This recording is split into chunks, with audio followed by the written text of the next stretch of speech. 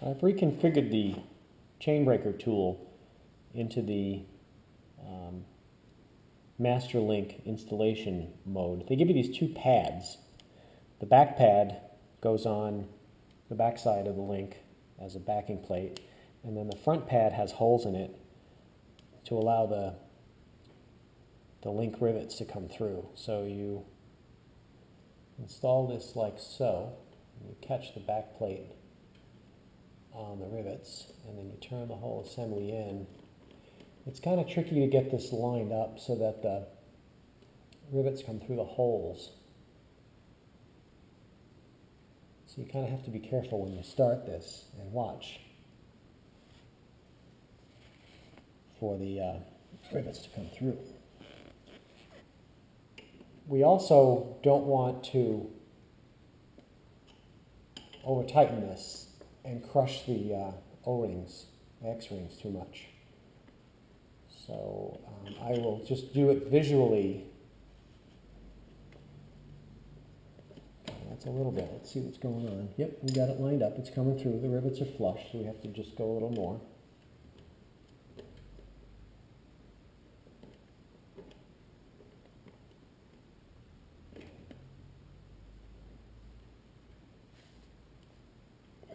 Come on the other side.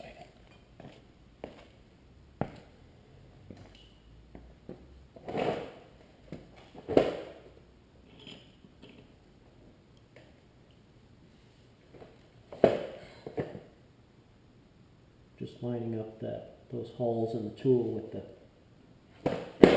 rivets.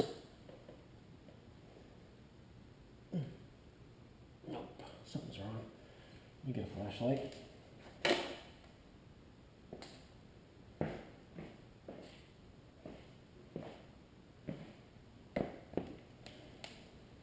Oh, one not lined up there. Okay.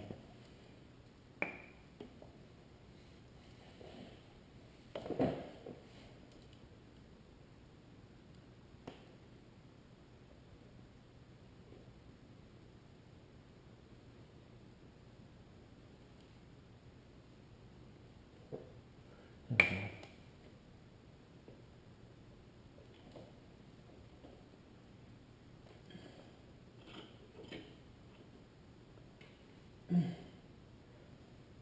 Okay, let's check that. Yep, we're starting to pop through there. So now I want to take a measurement of the other links, of the distance, how far the end links are apart. So we got about 19 millimeters, 18.8 millimeters apart. And this one is 19.5. So we got about a millimeter to go.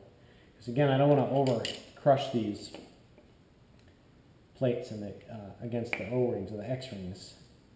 If we crush them too far, it's going to offer resistance, and then every time the chain gets to that spot, it's going to ride. It's going to not straighten out and cause premature wear.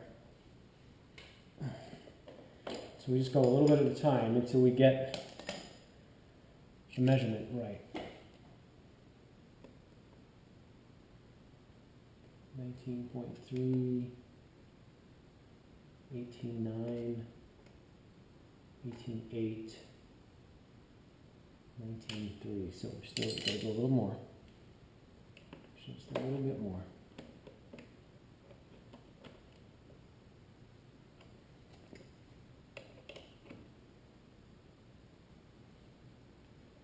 That's about all I want to do.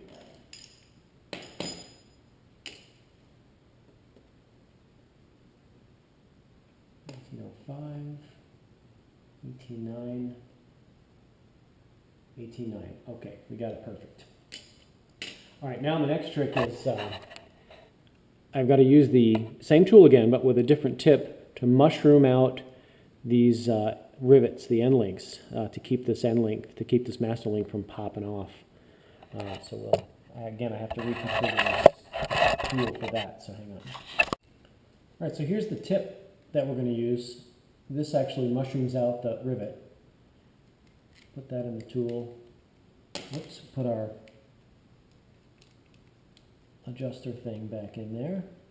Now this time we don't want to push the rivet out the back, so we put a little block here to keep the rivet from coming out the back side. And we do the same thing. We clamp it on there nice and tight, and then we just rivet out that mushroom out that head. Yeah. You really can't overdo this. I guess you could break the bit, but we just want to get a nice mushroom head on there so that it doesn't come out on its own. That's really all you want to do.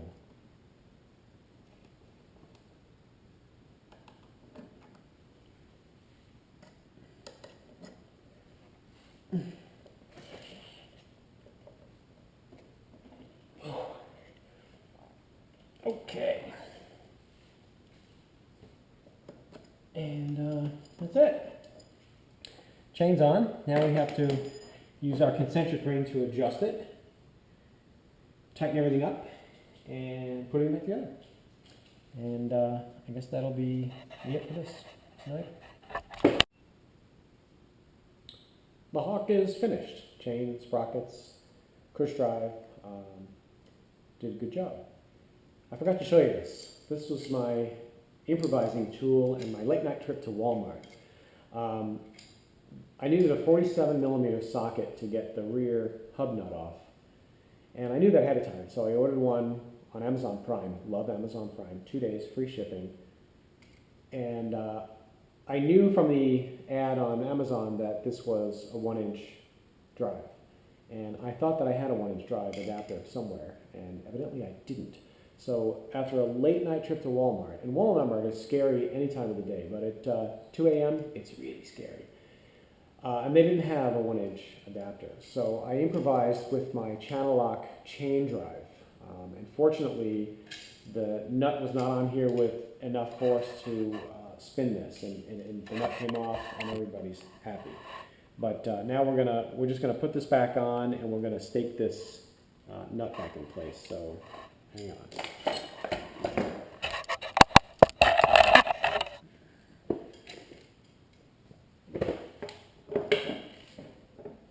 So bike's in gear, so nothing moves. And granted, we're not going to get a torque spec on that.